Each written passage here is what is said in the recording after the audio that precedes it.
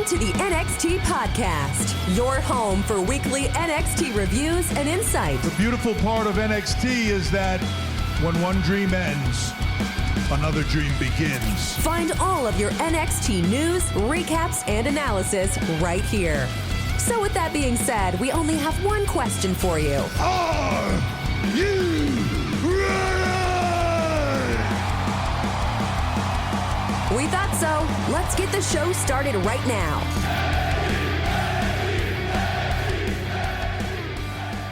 Oh boy, ladies and gentlemen. Welcome back to the NXT Podcast. I am your host. My name is Zachary Smith. I'm very excited to be here with you today. Apologies for the late release. There was some, interesting news going on that had stuff directly to do with NXT superstars, so I had to take some time and figure out how to discuss that and kind of wait for everything to happen. I'm not used to NXT being important or newsworthy as a show, but here we are, and it's for a bad reason, but we're certainly going to talk about it. Before we get started, you can always find me on Twitter. I'm at ZachNXT, at ZACHNXT. It's kind of just a collection of stuff that I like because I find it funny on there. So maybe we have the same sense of humor. I don't know. Go check it out. Or don't. You don't have to. Either way. Listen, we usually talk about the news and the notes, stuff that's going on. There's a goofy one and a serious one. We're going to do the goofy one first because, as usually happens after WrestleMania, a fantastic WrestleMania, if I may add, there were some NXT call-ups. So, the first thing that happened was that on Raw, the Raw after WrestleMania, we had the Cody Rhodes promo, and then, most importantly to this particular show, we had, for some reason, Dolph Ziggler with Robert Roode defending the NXT title against Bron Breakker. So we have a main roster superstar and his main roster friend superstar, one of whom is the NXT Champion. A wrestler from NXT is the challenger, and it's all happening on Monday Night Raw. If I had to guess, I would assume that because this is Bron Breakker's second time on Raw, this is like a half and half. Like he wins the title back so he can be in NXT and learn, but also he's pretty soon going to be on the main roster, so we're getting him exposure to the audience. Because when NXT was good, the main roster fans didn't necessarily care about it, or I should say, didn't necessarily know who the NXT superstars were all the time when they debuted on the main roster. And so, if you get Bron exposed here, put him in there with Dolph Ziggler, who's really good at selling, have him win the title. It's a good way to debut somebody. I mean, in terms of the story, I don't know what I'm not sure why the match happened, why it was on Raw, why there's another NXT title match, why Bron Breakker isn't just on the main roster. What happens to Dolph and Robert Roode now? Does Bron Breakker stay in NXT now? But here we are. So Bron is again the NXT champion. I thought that Bron was going to lose at Stand and Deliver, and he was just going to move to the main roster. And I was wrong because he did lose that title match against Dolph Ziggler, but then, they just ran it back and just put the title back on him. So I would assume then that Dolph Ziggler's done in NXT. I don't know, are you going to do Dolph challenging for the NXT title again, or are you not, because you're not doing anything with Dolph on the main roster, you're just going to keep him in NXT? Kind of feels like his story has gone all the way through, so I don't know why you would need to do that necessarily. But, new NXT champion, so there's that. On SmackDown, we had a few NXT call-ups. So, first, Gunther, formerly known as Walter, who, by the way, I forget if it was actually Gunther that said it or if it was somebody saying it on behalf of him, basically said that if he had come into WWE being named Gunther and they had changed his name to Walter, people would also be upset. Which I think is true, but I think misses the point. Yes, if his name before this had been Gunther, and all through his career he used Gunther, and it was a family name that was important to him, and we knew that. In every match we saw he was Gunther, and then he gets into WWE, and he's still called Gunther, and he's on NXT UK, then NXT, then Survivor Series, then all this stuff as Gunther. And then 1 week randomly on a bad NXT show, he says, yep, my name's Walter now. We would not like that because it would still be stupid. The point is not so much that we're going from Walter to Gunther. The point was that his original name was going to be a Nazi, and also Gunther's a worse name, and also the explanation for changing the name was Walter was like an homage to, I forget if it was his grandfather or what it was, but now I have to forge my own path, and to do that, rather than making Walter who I am instead of just a shout out, I'm just going to change my name. So yes, if his name was Gunther and he became Walter, wrestling fans would not like that. And some wrestling fans just aren't ever happy with anything. I get it. This is not one of those examples. It's not the dunk that you think it is. We wouldn't like it because it would still be bad and disingenuous. And like AEW shouldn't be able to acknowledge outside companies, and WWE can't even acknowledge their own characters. You know? It would be bad. So Gunther's here. So also Marcel Bartel. That name is fun because it rhymes, and it's the name I've known him by. But all of a sudden, even though NXT and SmackDown are in the same company, and it's supposed to be just developmental, but you put them on TV and try to get people to watch it, his name's Ludwig Kaiser now. So we have Gunther and Ludwig Kaiser. So, that's, so is it silly? Yeah, obviously we both can understand that. Also, it's just kind of generally annoying that people's names are changing. Like, at this point, I really should not be surprised, but, it gets me every time. Because, again, it is the same company. So, Marcel Bartel already had a name, and now, he's just Ludwig Kaiser. Sure, man, whatever, I don't care. Speaking of, Raquel Gonzalez is on SmackDown now. So, as we kind of thought, Raquel has kind of done everything she's going to do in NXT. She's been women's champion. I would prefer not to do that again. So if you're not going to have her as women's champion, then you might as well have her on the main roster, I guess. So here she is. Now, for whatever reason, I don't know if it's her strengths and weaknesses, or if it's the developmental process that I bet they're not very good at, or what it is, but Raquel didn't improve as much as you maybe would have liked in the promo department. Now, in the match department, if you give her the right opponent, you're fine. Like, if she's in there with a Rhea Ripley, they're just going to hit each other really hard, and it's going to be great. It's hit or miss. If you have somebody like Dakota Kai in there with her who really knows what they're doing, you're fine. So this is one of those situations where probably this was too soon, but also at the same time, has been in NXT for a while and has gotten some experience. So if you were going to do it, you might as well do it now, I guess. Also,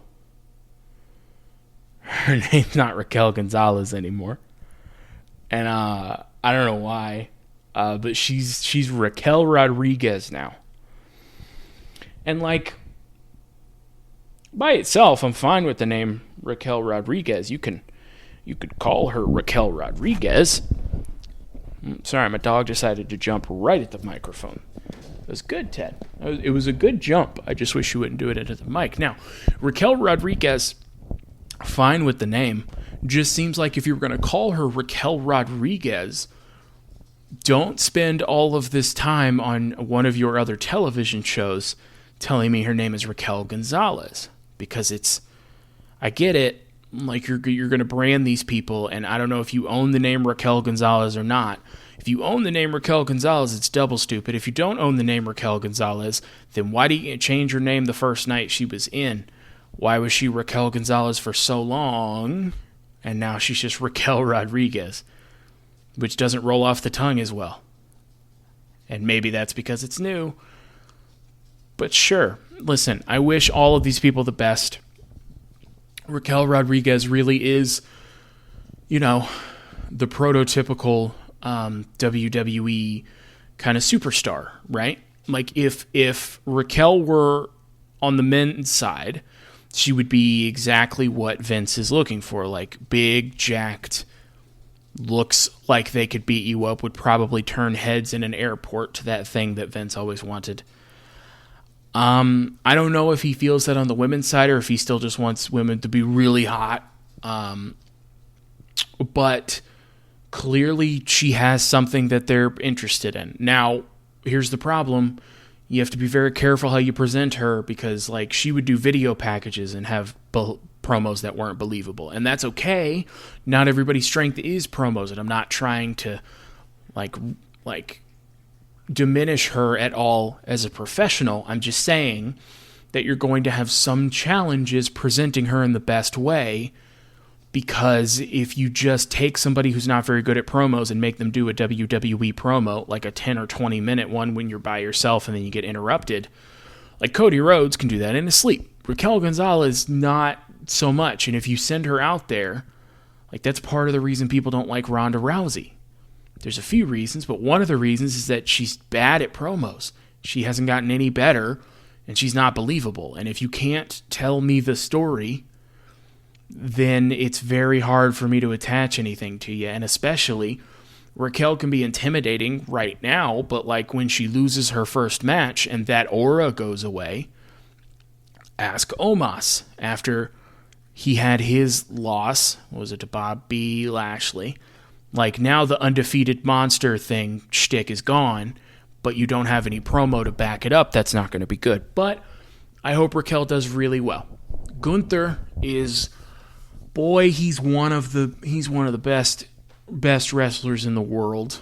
He really is, man. Like, just go watch some of the Ilya Dragunov matches, some of the Pete Dunne stuff, Tyler Bate. There's a million. He got ripped. I think he said that his favorite style of wrestling was always was it Japanese wrestling? Like New Japan, where you had the, like, heavyweights who had a little bit of a gut and would just knock the hell out of each other. And he definitely had that, but now my boy's got abs and he's ripped. He lost that weight and turned it damn near shredded pretty quickly. That's impressive. Unfortunately, that's a very important thing to WWE. Working your way up as somebody who doesn't look like a superstar is much more difficult. So, like, it's always going to be harder for a Samoa Joe or a Kevin Owens who, like, won't be taken as seriously by the company. And, like, sometimes you can get past it, right? Like, Kevin Owens was Universal Champion. He had probably the best storyline going into that year's WrestleMania with Chris Jericho, and they took the title off to give it to Goldberg and Brock, who had no story except, I'm going to hit you, no, I'm going to hit you. And he has had on Saturday, main evented a WrestleMania, one night of a WrestleMania. Not sure how that works. Feels like there's still one main event, and it's one long card over 2 days. But main evented a WrestleMania was Stone Cold Steve Austin wrestling his first match in 19 years. And make no mistake, Stone Cold Steve Austin is very good. And presumably he prepared for this, and he held up his end of the deal by the end. But Kevin Owens made that man look like $1,000,000 if Stone Cold had come back and faced a worse wrestler than Kevin Owens. There's a decent chance that match never gets going. Because remember, it started really slow, and then it picked up about the time Stone Cold drank a few beers and got suplexed on the floor. That woke him up. If he's in there with a worse wrestler, everybody leaves thinking, oh, man. It's like watching The Undertaker late, where it's like, oh, dude, this isn't what I wanted. So, that is to say, Gunther's current physique is going to help him. He's a very good character. Again, he's excellent in the ring. He has a charisma to him that's hard to explain. I really hope he does well. Like, you could, like, they won't, but you could book this in such a way that Gunther could believably challenge Roman Reigns for the whatever the unified titles are called.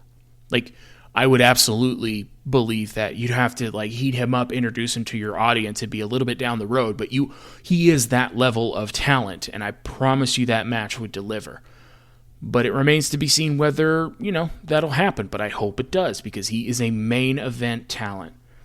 And if he ends up just, like, on pre-shows doing nothing, that's going to be a huge waste, and I just really hope that's not the case. Let's see. So, all right. Oh, Ryan Cabrera and Alexa Bliss are officially married. Congratulations to them, because obviously they're going to hear this. If you haven't been on Twitter, you probably missed it. Braun Strowman was at the wedding. He was invited with Raquel. Apparently they're together. Didn't know that. And Braun wore a, neon pink shirt, pink belt, and pink Crocs that all matched. And he had that dumb haircut that he has for Control Your Narrative Wrestling. The more it's funny, the more I see of Braun, the less I like him. And it's interesting because, one, his name is Adam Scherr, and he uses that on social media, but there is such a lack of respect for him that everybody still just calls him Braun. And he's a big, hey, Control Your Narrative or CYN's a big deal, and it's not the indies, and he likes to talk back and forth with fans on Twitter and really just be like, that opinion was based. Yeah, I based on your mom last night. He does a lot of that. I'm not making that one up. That's a real one. And then we'll be like, I got you. Thanks for bringing me more free press. So that's the kind of guy we're dealing with. And again, the pink Crocs. So it was something. He's ready to party, boy. They were in leisure mode with the strap up. They weren't in sport mode with the strap down, which is interesting. It was grass, too. It's a dangerous game, baby. All right, so we have to talk about the serious things. So, Nash Carter, one half of MSK, has been released by WWE. So, Wes Lee, presumably is still with the company, and they're going to have to figure out what to do with him. But Nash Carter has been released, and the NXT titles are vacant. So, before Stand and Deliver, Kimber Lee, who is not with WWE, but she was with Nash Carter. I forget if they were married or what the situation is. But she started posting about Nash Carter being abusive, and posted some photos as evidence. And that was the week of Stand and Deliver, and nothing really came of it. Surprisingly, MSK won the tag titles, so presumably WWE knew about the allegations and weren't worried about them. And then I don't know if it was to elicit a response or if it was just one series of tweets. Kimberly also put out a photo of, I guess, Nash Carter had been shaving and left the little bit of mustache, like the Charlie Chaplin thing, and he did the Hitler salute. So it looked like he was in a bathroom, so like a Hitler salute with the mustache. And I guess one of those things is worse, and because of the picture, he was released. Titles are vacated. After he was released, Kimberly deleted her Twitter account. So this is tricky, obviously, because with stuff like this, I am always going to be on the side of believing women with stuff like this. I think that it is much more likely that in any given case the woman is genuine and is not making something up just because.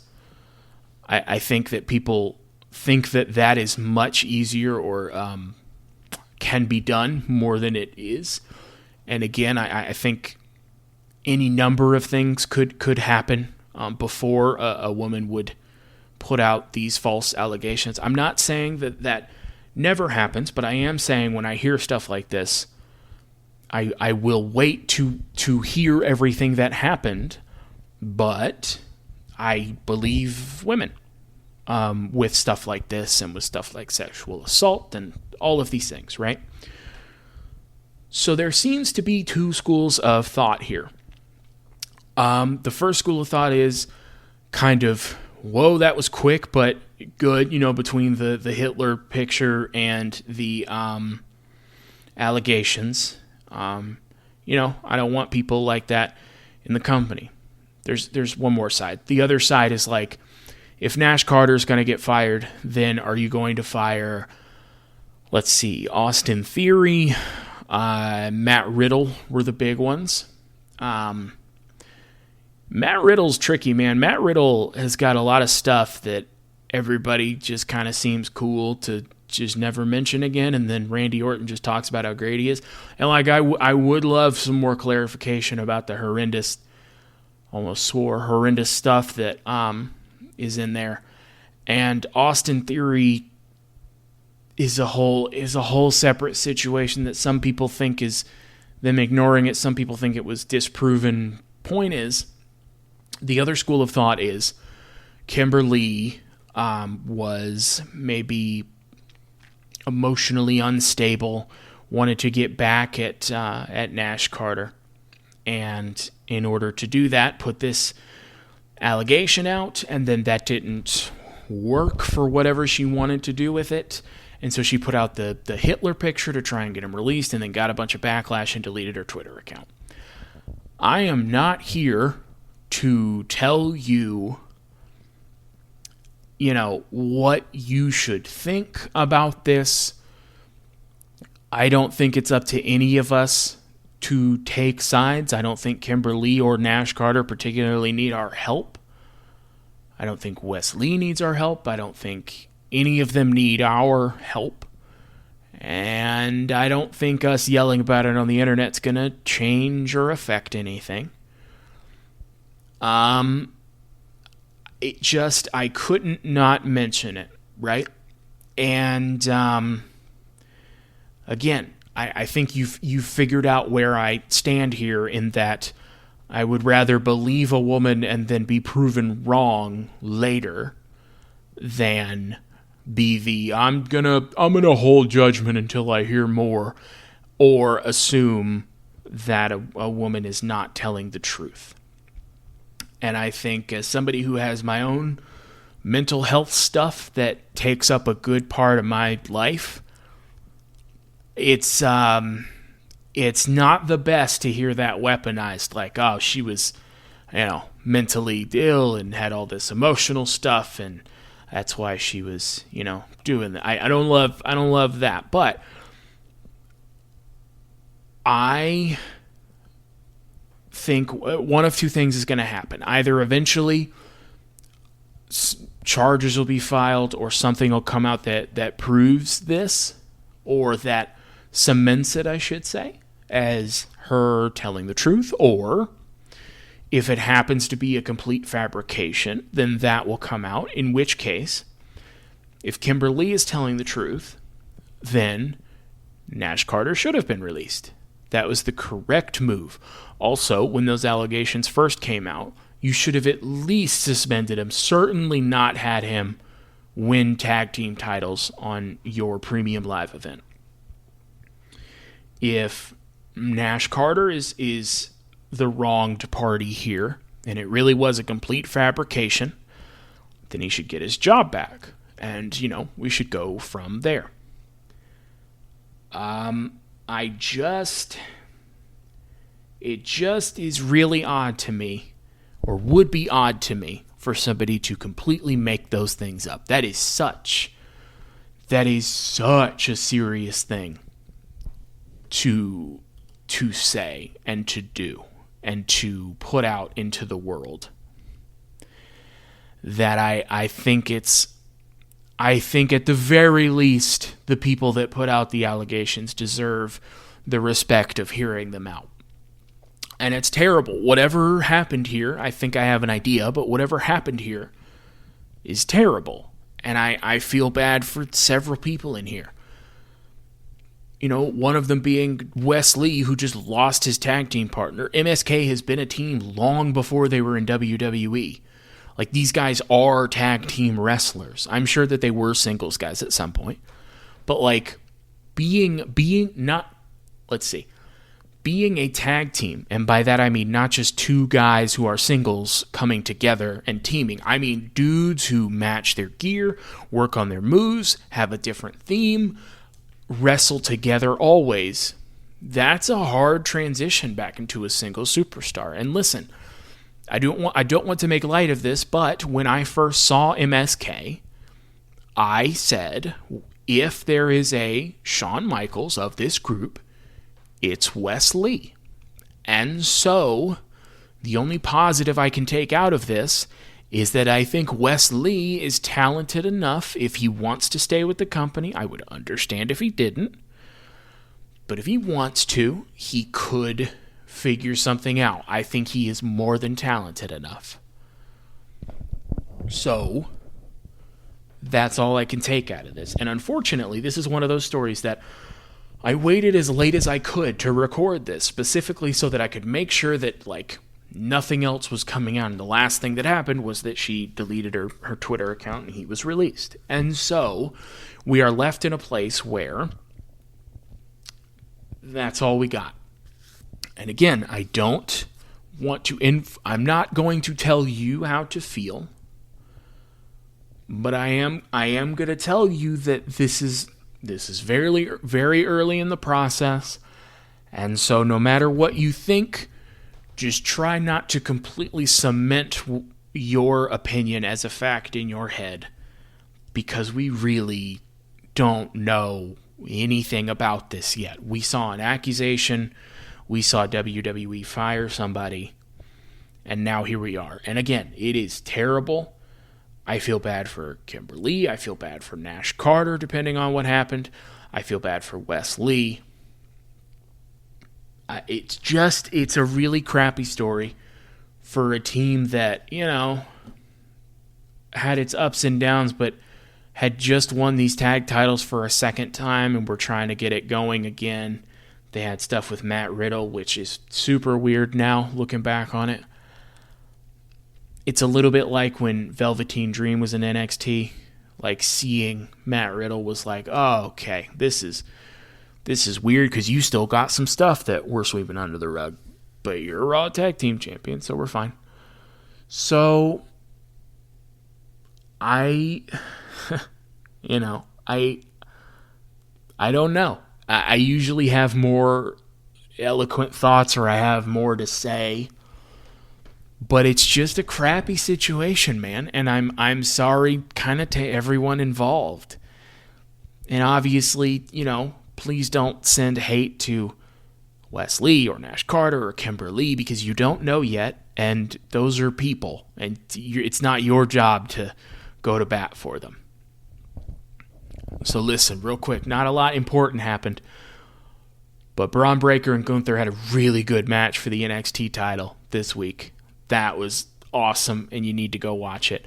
And also, I do want to tell you that Toxic Attraction beat Raquel, Gonzalez, and Dakota Kai to win back the tag team titles that they just won at Stand and Deliver.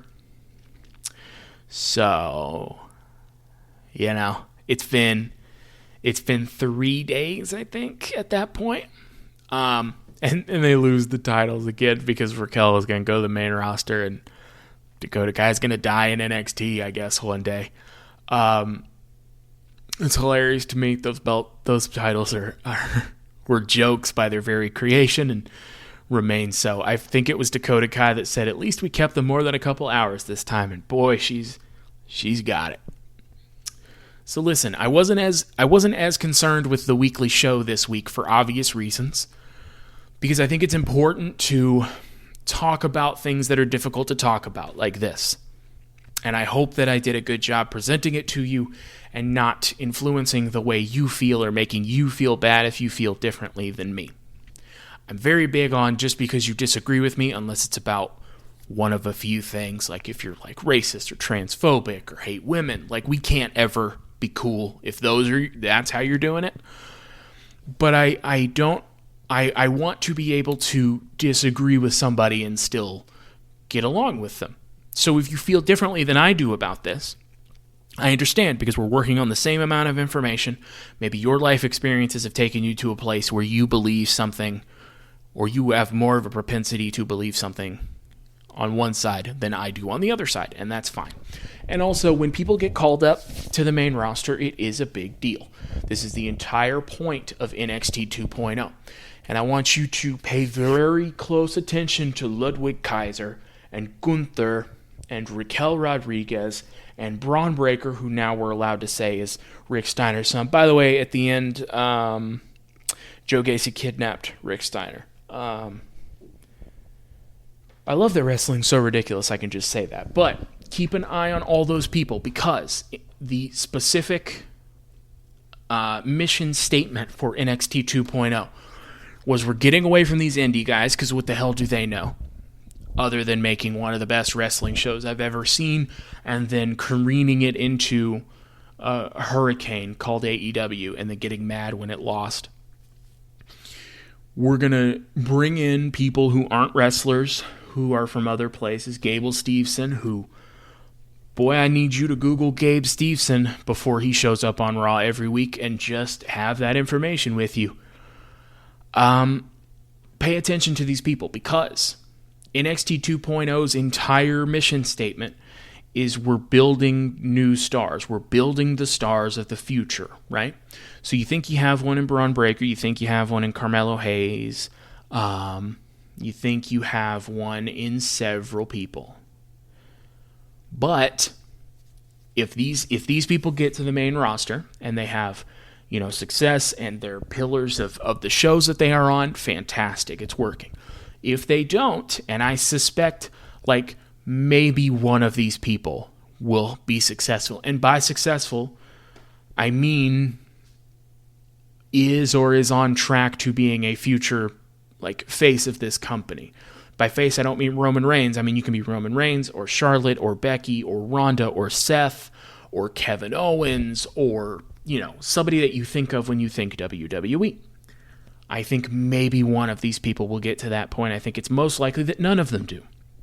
And if that is the case, which, by the way, has nothing to do with their individual talent, has everything to do with WWE and the way it processes creativity, if that's the case, then what was the point of changing NXT into 2.0? And maybe we should review Vince or Bruce or whoever the people are that are dipping their hands into NXT, trying to fix it. Maybe it's that your creative process on the main roster does not allow for the best people to stand out. So I'll be very interested to watch. Listen, that's the show. One more time, on Twitter, at ZachNXT, at ZACHNXT. You tell me, Ludwig Kaiser, Gunther, Bron Breakker, Raquel Rodriguez. I'm going to fast forward 10 years, 15 years. Who had the best career?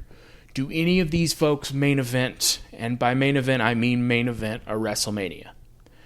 I think if you're going to say one of them could, it could be Bron. I think is the person they will let do that. Gunther could. I don't think Ludwig or Raquel could. I don't think Raquel could, and I don't know enough about Ludwig, really. So let me know on Twitter, at ZachNXT, at ZACHNXT. In the meantime, That is it for NXT. That is it for me. I have been Zachary Smith. You have been fantastic as always, and thank you for listening. Thanks for listening to the WWE Podcast. Don't forget to subscribe on your favorite podcast app so you don't miss a show, or head to WWEpodcast.com.